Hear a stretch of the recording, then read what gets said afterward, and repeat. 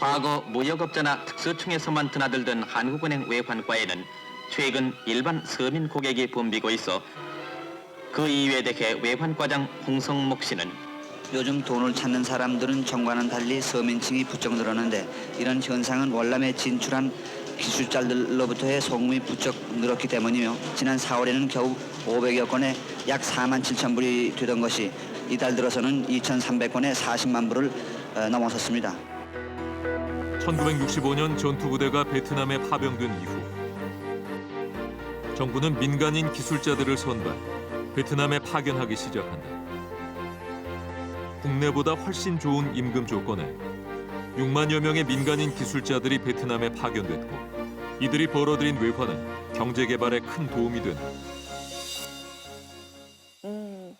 그러니까 베트남 전쟁 당시 민간 기술자가 베트남으로 향했다는 사실 좀 잘 알려지지 않았잖아요. 근데 네. 6만여 명이나. 그러니까 굉장히 많이 갔는데요. 네. 우리가 파병 규모가 워낙에 컸죠. 65년부터 해서 73년 초까지 총 해가지고 30만 명이 넘게 갔었기 때문에 5만에서 6만 명 정도 되는 이 베트남에 갔던 근로자 문제는 거의 묻혀 있었던 거죠.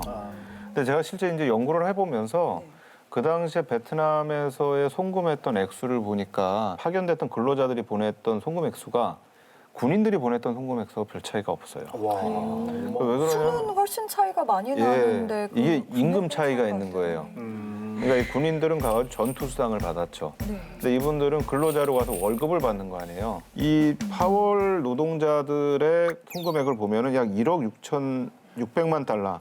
근데 이 액수를 저희가 생각을 해보면 1970년에 10억 달러 수출을 할 때 수출액이 10억 달러예요. 네. 근데 송금액이 지금 1억 6,600만 달러예요. 아, 진짜 엄청나다. 굉장히 큰 액수죠. 이분들이 와서 했던 일은 미군의 요구에 의한 군사 기반 시설을 만드는 거였습니다. 그러니까 군수 물자를 하역하고 보관하고 운반하고 여기에 필요한 뭐 항만, 뭐 저반 시설, 창고, 길 이런 걸 하는 거였죠. 70%는 미국계 회사에 취업을 하고요. 네. 30%는 한국계 회사에 취업을 했다고 합니다. 여기 보면 이게 이제 근로자 모집하는 그런 광고가 실렸던 겁니다. 제가 이렇게 보면 모든 일이 다 있어요. 가능한 한 더 많은 분들을 이 베트남에 보내서 더 많은 외화를 벌어들이겠다. 당시 이 월급이라고 해야 되나? 돈은 한 어느 정도 받았어요? 그러니까 그게 월급이 최대 400달러까지 준다라고 돼 있는 부분이 있어요. 근데 이 당시에 400달러를 받는다라는 거는 한국에 있는 일반 노동자가 받는 월급의 한 15배 정도 되는. 많은 일 받았네요. 자, 그런데 이 파월 기술자들이요 또 의외의 분야에서 활약을 했다죠. 베트남전이 장기화되면서 미군은 군수품 보급에 차질을 빚기 시작합니다. 그런데 이때 우리나라의 한 운송기업이 이 위험한 전장에 뛰어들어 군수물자를 운반하게 되는데요. 출발은 남베트남에 있는 작은 항구 꾸이년항이었습니다. 박금수 박사님, 네. 이 꾸이년항은 대체 어떤 곳이었습니까? 네, 꾸이년항은 남베트남 이 중부에 위치한 작은 항구인데요. 베트남 내륙으로 향하는 이 주요 도로들과 연결되어 있었기 때문에 당시 미군의 군수물자 수송을 위한 매우 중요한 요충지였던 것입니다. 자, 그런데 이 항구가 작아도 너무 작았던 거예요.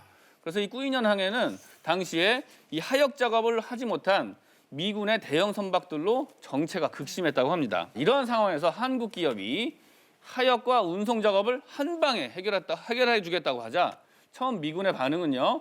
Oh no, that's impossible. 가로 열고 야, 안 돼! 라고 했다고 합니다. 자, 그런데 우리 기업은 당시에 이 용역만 우리에게 맡겨주면 100일 안에 작업에 착수해서 사흘마다 한 척씩 이 하역을 완료해 주겠다고 호언장담을 합니다.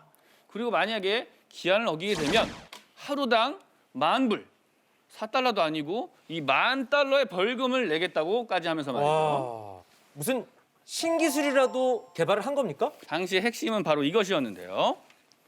자, 이것이 무엇인고 하니 바로 비엔나 소세지.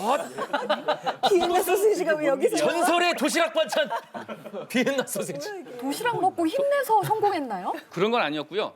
줄줄이 비엔나죠. 줄줄이 비엔나. 그래서 이 당시에 항구가 작으면 대형 선박이 접근하기가 어렵잖아요. 이때 어떤 아이디어를 내냐면요. 바지선 아시죠? 바지선. 네. 그 무동력 바지선. 이 바지선들 30척을 이렇게 줄줄이 비엔나처럼 끌고 오는데 어디서부터 왔냐? 홍콩에서부터 와요. 홍콩에서부터 그 거친 바다를 뚫고 베트남까지 줄줄이 바지선을 끌고 옵니다. 대형 선박에 이 줄줄이 비엔나가 딱 붙는 거예요. 그 줄줄이 하역작을 신속하게 합니다. 그리고 이 바지선들은 수심이 얕은 지역에서 쉽게 하역을 할 수가 있어요. 그러니까 이걸 쭉 끌고 가가지고 한 번에 초고속으로 이렇게 하역 작업을 완료할 수 있었던 겁니다. 와. 네. 그런데 말이죠. 그렇습니다. 일단 하역을 했다 쳐요. 하역 후에 전쟁터에서 물건을 운반하는 게 쉬운 일이 아니지 않습니까? 이 베트남전의 특징은 전후방이 따로 없다는 거예요. 서울과 부산 정도 이 거리가 되는 중부 내륙까지 군사 물자를 수송하는 동안 언제 어디서 북베트남 공산군의 습격을 받지 못할지 모르는 그러한 상황이었던 것입니다. 자, 그래서 물론 이제 미군이나 한국군의 호의를 받을 수도 있었죠. 하지만 수송단 스스로 습격에 대비할 필요가 있었던 것입니다. 네. 자, 그때 빛을 발한 것이 바로 중소! 대한민국 전역군인의 파워였습니다. 전역군인 충성! 자, 수송 물자를 이 트럭에 실으면요. 그 다음에는 바로 지프차인데 지프차가 그냥 지프차가 아니라 기관총을 장착한 지프차가 오. 앞뒤에서 호송을 하면서 갑니다. 그런데 이 지프차에는 군인이 타는 것이 아니라 바로 전역 군인 출신인 바로 직원, 수송단의 직원들, 민간인 직원들이 타는 것이죠. 철모. 자, 이렇게 썰모를 쓰고요. 방탄조끼까지 있습니다. 거의 군인인데요. 자, 그리고 지급받는 것이 바로 으아, 와. 실탄. 네.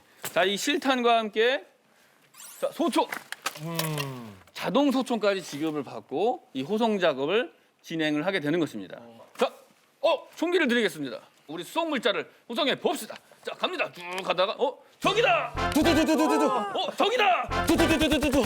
저기다. 두두두두두두. 와, 전쟁 영화 보는 것 같아요. 브로맨스 짱. 수송단은 비록 민간인 신분이었지만 이 군인 생활을 통해서 다져진 그런 전투력을 바탕으로 험한 전장을 뚫고 수송 작전을 완료할 수 있었던 것입니다. 이 전역군인의 파워로 우리 기업은 일주일이 걸리던 수송 기간을 무려 이틀로 단축, 네. 확 단축을 시킨 거죠. 목숨을 건 이 수송 작전은 그림으로도 그려져서 미 국방성 수송 박물관에까지 전시되고 있다고 합니다. 지금까지 역사 전학을 날 206 박검수였습니다. 보람찬 하루 일을 민간인 신분으로 저렇게 전장을 뚫고 다녔다니 정말 대단한 것 같아요.